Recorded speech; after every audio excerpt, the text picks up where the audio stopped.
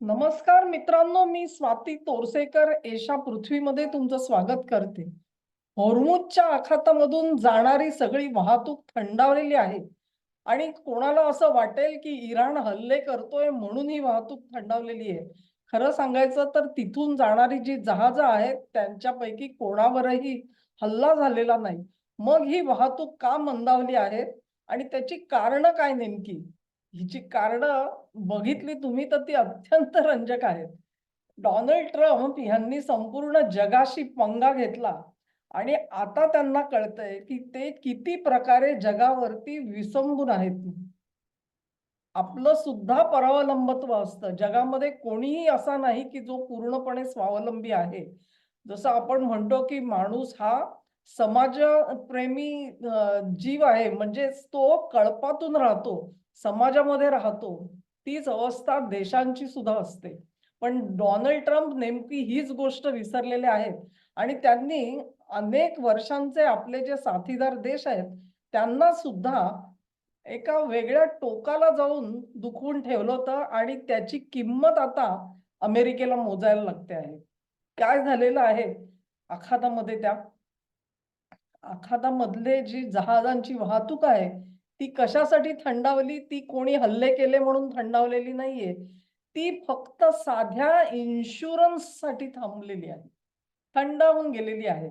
Insurance तुम्हाला आश्चर्य वाटेल. इन्शुरन्स म्हणजे किती? त्याला म्हणतो ना आपण एखादी मुंगी असते. ती जर का हत्तीच्या कानात गेली, तर ती त्याचा जीव घेऊ शकते म्हणतात. तशी परिस्थिती आली. म्हणजे इन्शुरन्सची कॉस्ट किती असते? 0.25%. 0.25% म्हणजे 1% सुद्धा नाही. 1% सुद्धा पाव म्हणजे ₹100 ची वस्तू असेल, तर 4 आणे इन्शुरन्स असतो.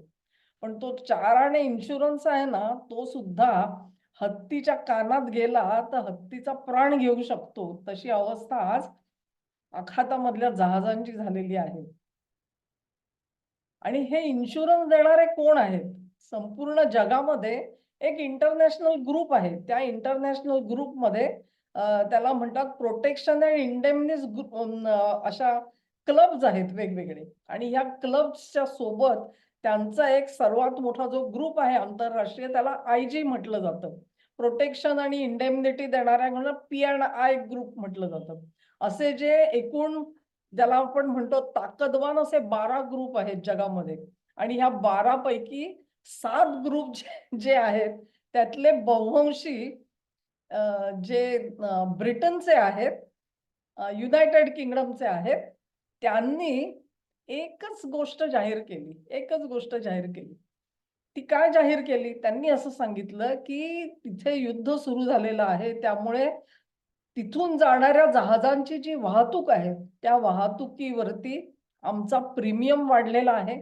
प्रीमियम त्यांनी जवळ-जवळ 50% करून टाकला आणि त्या पलीकडे काय लक्षात घ्या, वेगवेगळ्या प्रकारचा इन्शुरन्स असतो आणि त्याच्यामध्ये युद्धकालीन इन्शुरन्स नावाची एक वॉर रिस्क म्हणतात त्याला. जर युद्ध सुरू झालं, त्याचा धोका आला, तर मग तुम्हाला इन्शुरन्स कसा द्यायचा ह्याचे क्लॉजेस वेगळे आहेत. तर ह्या 7 क्लब्सनी असं जाहीर केलं, की हे वॉर रिस्कचे जे आमचे क्लॉजेस आहेत आणि ज्याच्यासाठी आम्ही इन्शुरन्स केलेला होता अनेकांचा, तो आम्ही आता रद्द करतो आहोत. ह्या रद्द करण्याच्या नोटिसा त्यांनी धडाधड पाठवून दिल्या. हे 7 क्लब जे आहेत, त्या 7 क्लबच्या नाकाखाली जवळ-जवळ 60% वाहतूक आहे. इंटरनॅशनल ग्रुपचा जर का विचार केला तुम्ही म्हणजे जे 12 मोठे क्लब आहेत आणि इतर छोटे-मोठे क्लब त्यांच्याकडे जवळ-जवळ 90% वाहतूक आहे. पण 90 मधली 60% वाहतूक जी आहे ती या 7 ग्रुप्सकडे आहे. आणि त्या 7 ग्रुप्सने जेव्हा सांगितलं, की युद्धाशी संबंधित असलेले धोके आम्ही कव्हर करणार नाही म्हणजेच एखाद्या मिसाईलनी किंवा ड्रोननी तुमच्या जहाजाला काही जर का हानी पोहोचली, तर त्याला इन्शुरन्स मिळणार नाही. का? कारण ते कव्हर झालेलं नाहीये. त्यांनी वॉर रिस्कचे जे सगळे क्लॉजेस आहेत ते रद्द करून टाकले. नॉर्मली इन्शुरन्सची कॉस्ट मी सांगितलं त्याप्रमाणे 0.25% असते. पण ते वाढून आता किती झालेले आहेत? 1% म्हणजे चौपट झालेले आहेत. 100 रुपयावरती आधी जर तुम्ही 4 आणे देत असाल, तर आता 100 रुपयावर तुम्हाला 1 रुपया द्यावा लागणार आहे. एखादे जहाज जे आहे, त्या जहाजावरती $2.5 लाख दिले जात होते आतापर्यंत, त्याचे आता $10 लाख झालेले आहेत. एवढी किंमत वाढल्यानंतर आणि इतकं करून सुद्धा वॉर रिस्क म्हणजे ज्याला युद्धाचा धोका म्हणतात, त्याचं कव्हरेजच नाही.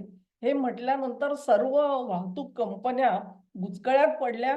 त्यांनी प्रथम काम काय केलं, तर आपली जी जहाजांची वाहतूक आहे, ती थंडावली. त्यांनी तिथल्या तिथे उभे राहा सांगितलं, कारण त्यांच्या आदेशाशिवाय जहाजं हलत नाहीत. इन्शुरन्स नसेल तर जहाज हलू शकत नाही. आणि तो धोका घेणार कोण? जी वाहतूक कंपनी असते, तिच्या डोक्यावरती त्याची पूर्ण किंमत येईल त्या मालाची आणि ती त्यांना बिलकुल परवडणारी नाहीये. तेव्हा ती जी वाहतूक थंडावली, मंदावली, ती इन्शुरन्सवाल्यांनी उंगली केल्यामुळे झालेली आहे. आणि गंमत बघा कशी आहे, की हे सगळे ब्रिटिश ग्रुप्स आहेत. ब्रिटिश क्लब्सनी हे सुरुवात केली. त्याच्यामधला सर्वात मोठा गट जो आहे तो लॉईड्स आहे. या लॉईडची एक कथा आहे. तुम्ही इंटरनेटवरती जाऊन बघा. 1600 कितीतरी सालापासून त्यांनी हा इन्शुरन्स देण्याचा व्यवसाय कसा सुरू केला, त्याच्या कथा तुम्हाला तिथे वाचायला मिळतील. असो तो भाग इतिहासामध्ये फार जाऊ नये. आत्ताच्या घडीला एक जे संकट आलं ते संपूर्ण जग म्हणजे आता करायचं काय? तुम्हाला जर का अशा प्रकारे वाहतूक बंद झाली, तर केवळ तेलाची वाहतूक बंद होईल हा तुमचा कदाचित भ्रम असेल. केवळ तेलाची नाही तर नैसर्गिक वायूची लिक्विफाईड असतो तो, म्हणजे द्रवरूप केलेला असतो. त्याचीही वाहतूक थंडावलेली आहे. तेल आणि द्रवीभूत हा जो गॅस आहे, ह्या दोन्हीचा जवळ-जवळ 20% वाहतूक ही त्या आखातामधून जात असते. पण त्याही पलीकडे संपूर्ण पश्चिम आशियामधले जे देश आहेत, ज्याला आतापर्यंत मध्य आशिया म्हटलं जात होतं, त्यांना त्यांचं 85% त्यांचं खाणं-पिणं हे बाहेरच्या देशातून येतं. त्यांना ते सगळं आयात करावं लागतं, कारण संपूर्ण वाळवंटी प्रदेश आहे आणि तिथे काहीही पिकत नाही फारसं. मग त्यांना काय करावं लागतं? त्यांना खाद्यपदार्थासाठी बाहेरच्या जगावरती विसंबून आहेत ते. ह्याही वस्तू तिथे येत असतात. आता जर का खाणं-पिणंच मिळणार नसेल, तर माणसं करतील काय? मग त्या जहाजांचं सुद्धा काय करायचं? तीही जहाजं हलायला तयार नव्हती. त्यामुळे आणखी काही दिवसामध्ये तिथे जर का अशी टंचाई निर्माण झाली, तर परिस्थिती बिकट होऊन जाईल आणि त्याच्यासाठी एक प्रकारची चिंतेचं वातावरण तिकडे तयार झालं होतं.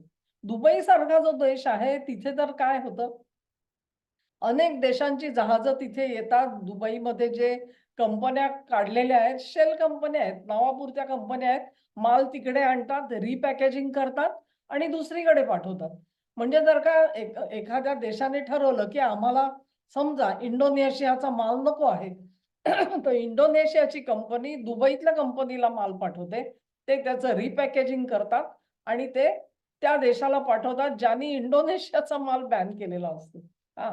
ह्याला नेट म्हणायचं तर त्याला ट्रान्सशिपमेंट पण म्हणता येत नाही, कारण त्याचं रिपॅकेजिंग तरी ते करतात. असा जो प्रचंड माल दुबईमध्ये येऊन पडतो, तो तरी कसा येणार? म्हणजे दुबईमधल्या अनेक कंपन्यांच्या समोर अस्तित्वाचा प्रश्न निर्माण झालेला आहे. तेव्हा ह्याच्यावरती सोल्युशन काय? अमेरिकेच्या डोक्यावर येऊन पडली ही जबाबदारी. कारण सुरुवात कोणी केली ती अमेरिकेने केली. मग डोनाल्ड ट्रम्प यांनी एक त्याच्यामधून मार्ग असा काढला, की त्यांच्याकडे एक डी-एफ-सी नावाचं कॉर्पोरेशन आहे आणि त्याच्यामध्ये अ, ते डेव्हलपमेंट फायनान्स कॉर्पोरेशन डी-एफ-सी असं त्याला म्हणतात. त्याच्यातर्फे संपूर्ण जगामध्ये जिथे कुठे विकासासाठी फंड द्यायचा असेल, तिथे-तिथे त्या संस्थेमार्फत पाठवला जातो. आणि एक प्रकारे तुम्ही म्हणाल, तर अमेरिकेची परराष्ट्र नीती ही अधिक इफेक्टिव्ह व्हावी, भेदक व्हावी ह्याच्यासाठी हा डी-एफ-सी वापरला जातो. सिंपल आहे. मी जर का दुसऱ्या कुठल्या देशामध्ये असा पैसा गुंतवणार असेल, तर तो देश माझ्यासाठी काय करणार? त्या गोष्टी काही तिथे अध्यारूत लिहिल्या जात नाहीत. त्या अध्यारूत असतात. पण त्याच्यावरती सामंजस्य झाल्याशिवाय अमेरिका असे पैसे देतही नसते. तेव्हा डी-एफ-सीचा वापर हा पहिल्यापासून असा केला जात होता. आता ट्रम्प असं म्हणतात, की आम्ही अत्यंत रिझनेबल रेटला वॉर रिस्कचा इन्शुरन्स लोकांना देऊ म्हणून. तेव्हा त्या कारणासाठी वाहतूक अडवलेली आहे ती सुरळीत व्हावी ह्याच्यासाठी आपण पाऊल उचलतोय असं डोनाल्ड ट्रम्प यांना डिक्लेअर करावं लागलं. का डिक्लेअर करावं लागलं? कारण संपूर्ण वाहतूक अशी दिवसेंदिवस मंदावून चालणार नाहीये. आता गंमत बघा तुम्ही की अशा प्रकारे ते म्हणतायत की आम्ही रिझनेबल रेटला, म्हणजे प्रायमरी इन्शुरन्स तर आहेच तुमचा त्या 7 ज्या काही P&I क्लब्स आहेत त्यांनी दिलेला आहे. त्यांनी काय काढून घेतलेलं आहे? वॉर रिस्क काढून घेतली आहे. युद्धाच्या धोक्याचा इन्शुरन्स त्यांनी काढून घेतलेला आहे. तर तो इन्शुरन्स आता DFC कडून आपण देऊ आणि त्याच्यासाठी आम्ही कोणामध्येही डिफरन्सिएशन करणार नाही. म्हणजे हा या क्लबचा आहे का त्या क्लबचा आहे हे आम्ही बघणार नाही. ज्याच्याकडे वॉर रिस्कचा इन्शुरन्स नाहीये आणि त्याला हवा असेल त्यांनी आमच्याकडे यावं आणि आम्ही त्यांना वॉर रिस्क इन्शुरन्स देऊन टाकू. हे ट्रम्पना जाहीर करावं लागलं. पण एक लक्षात ठेवा की अशा प्रकारे जेव्हा तुम्ही हमी देणार असता आणि जर का वाहतूक खरोखरच सुरू झाली आणि इराणच्या हल्ल्यामध्ये जहाजं बुडाली तर त्या किमतीसाठी अमेरिकन सरकार आता जबाबदार धरलं जाईल. ही खूप मोठी एक बोज अमेरिकेला डोक्यावर घ्यावं लागलेलं आहे, ज्याचं आजच्या घडीला कोणाकडेही एस्टिमेट नाहीये. कारण किती जहाजं बुडतील हे कोणाला माहिती आहे? कोणालाही माहिती नाही. शिवाय त्यांनी असं सांगितलेलं आहे की अमेरिकन नेव्ही जी आहे ती माल वाहतुकीच्या जहाजांना संरक्षण देईल. तर ते संरक्षण कसं देणार हा एक संशोधनाचा विषय झालेला आहे. पण ठीक आहे, त्यांच्या आपण गृहीत धरू की ट्रम्प यांनी अशी हमी दिल्यानंतर तरी वाहतूक सुरू होते का हा बघण्याचा प्रकार असेल. हे सगळं मुद्दा ठीक आहे. ह्यांनी त्या 6-7 कंपन्यांनी क्लबनी सांगितलं आम्ही देणार नाही. मग ट्रम्प यांनी पॅरलल गॅरंटी दिली आणि मग ते सगळं त्याच्यातलं वातावरण निवळायचा प्रयत्न केला. पण तुम्ही मला सांगा की ह्या 6च्या 6 किंवा 7 जे क्लब आहेत ते ब्रिटन ओरिएंटेड कसे आहेत? आणि ब्रिटन नेमका करतोय काय? हा प्रश्न आहे माझ्यासमोर. आणि हा प्रश्न का आहे तुम्हाला सांगते. कारण काही दिवसांपूर्वीच ब्रिटनचे पंतप्रधान कियर स्टारमर हे चीनमध्ये जाऊन आले. मग आता आपण असं म्हणायचं का की इराण युद्ध सुरू झालंच तर तुम्ही काय करा, तर तुम्ही इन्शुरन्सला बुच मारा. असं जर का ॲग्रीमेंट झालेलं असेल तर? आणि असं इन्शुरन्सला बुच मारलं तर अमेरिका अडचणीत येते. आणि बघा कुठलंही शस्त्र न उचलता एक साधा इन्शुरन्स, एक मुंगी हातामध्ये आहे त्याची. ती मुंगी वापरून हत्तीला त्यांनी गुडघे वाकवायला लावलेले आहेत. तेव्हा ब्रिटननी जे हत्यार उचललेलं आहे त्या हत्यारासाठी ट्रम्पना स्वतः पाण्यात उतरावं लागलंय. प्रत्यक्ष लढाईमध्ये उतरावं लागलेलं आहे. तुम्ही म्हणाल की हे सगळे जर का असे इंटरनॅशनल क्लब आहे, मोठा आहे, 7 तर ब्रिटनचेच आहेत, काही 1-2 नॉर्वेचे वगैरे पण दिसतात त्याच्यामध्ये, काही अमेरिकन आहेत. मग ह्या सगळ्यामध्ये भारत कुठे आहे? भारत कुठेही नाहीये. ते जे 12 मोठे क्लब आहेत ना, त्यातला एकही भारतीय नाहीये. आणि शॉकिंग कंडिशन काय आहे सांगते तुम्हाला, की संपूर्ण जगामधली 1/3 वाहतूक आता हळू-हळू भारताची असणार आहे. तेल वाहतूक तर निश्चित असणार आहे. मग अशा परिस्थितीमध्ये भारताला काय करायला पाहिजे? भारताची स्वतःची इन्शुरन्स एजन्सी असायला पाहिजे. हा मॅरीटाईम इन्शुरन्स जो आहे, जिथे ह्या मोठ्या इन्शुरन्स क्लब बसलेले आहेत, तसं एखादं भारताला सुरू करावं लागेल. भारत सरकारने त्याच्यासाठी नीती तर बनवलेली आहे, पण अजून तशा प्रकारची कंपनी कार्यरत झाल्याची बातमी मी बघितलेली नाही. पण इथून पुढच्या काळामध्ये कल्पना करा तुम्ही, की आपण म्हणतो, की आम्ही लहानपणापासून एक वाक्य ऐकलेलं होतं. हां, ब्रिटनने काय तुम्हाला नावापुरतं स्वातंत्र्य दिलंय, पण अखेर पैशावरती कंट्रोल त्यांचाच आहे, असं आम्हाला म्हटलं जायचं आणि आम्हाला कळायचं नाही, की हा काय प्रकार आहे. ह्या सगळ्या वाहतुकीच्या नुसत्या धंद्यामध्ये एक इन्शुरन्स त्यांनी अडवून धरलेला आहे. एवढं मोठं शस्त्र आहे बघा हातामध्ये. आपण जेव्हा म्हणतो ना, की अंबानीचं काय करायचं, अडाणीचं काय करायचं, कशाला ते मोठे झाले आणि म्हणून मोदींना दोष दिला जातो. पण अशी जी इन्शुरन्स कंपनी आहे, एक बलाढ्य कंपनी भारताची नको का, जी भारताच्या हितासाठी काम करेल मित्रांनो? आणि मग त्याच्यासाठी तो केवळ धनाढ्य आहे आणि तो अमुक करतो आणि तमुक करतो, अशा गोष्टींसाठी अडवाअडवी करू नये. अशी कंपनी असायला पाहिजे भारताची, तिचा व्यवहार असायला पाहिजे, तिचा दबदबा असायला पाहिजे जगामध्ये. तुम्ही जर का चौथ्या नंबरची इकॉनॉमी झालो आपण म्हणतो आणि या बेसिक गोष्टी, हे इन्फ्रास्ट्रक्चर आपल्याकडे नसेल, तर मग कुठेतरी आपण कमी पडलोय आजपर्यंत आणि ती उणीव भरून काढायला पाहिजे. कारण एक मुंगी ही हत्तीच्या खानाचा चावा घेणार आहे आणि त्यासाठी डोनाल्ड ट्रम्प सारख्या एक असे काय त्याला म्हणतात चॅलेंजेस दिलेत त्यांनी आणि अशा प्रकारे बॉल टोलवून लावलेले आहेत. ट्रम्पनी कोणाची कदर केलेली नाहीये. आता सुद्धा जो पैसा कमिट करावा लागलेला आहे त्यांना, तो सुद्धा त्यांच्या नाकातोंडात पाणी घालणारा आहे. पण करावा लागलाय मित्रांनो, करावा लागलाय. म्हणजे एवढे बलाढ्य आणि टेचात बोलणाऱ्या ट्रम्पना सुद्धा वास्तवाचं भान करून दिलं या ब्रिटिश पी&आय क्लब्सनी. आणि कियर स्टारमर चीनमध्ये जाऊन नेमकी काय बोलणी करून आले, हा माझ्या डोळ्यासमोरचा प्रश्न आहे. असेच कॅनडाचे मार्क कॉर्नी पण तिकडे गेले होते. असेच फ्रान्सचे मॅकॉर्नी पण तिथे जाऊन आले आणि असेच जर्मनीचे बेन्झ सुद्धा जाऊन आलेले आहेत. तेव्हा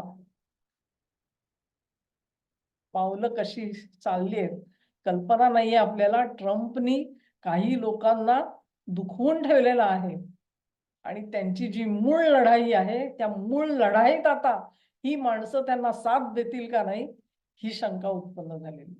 हा व्हिडिओ तुम्हाला आवडला असेल अशी आशा करते. तुम्हाला आवडला असेल तर लिंक शेअर करा, व्हिडिओला लाईक करा, चॅनेलला सबस्क्राईब करा आणि सहकार्य असंच चालू ठेवा. नमस्कार.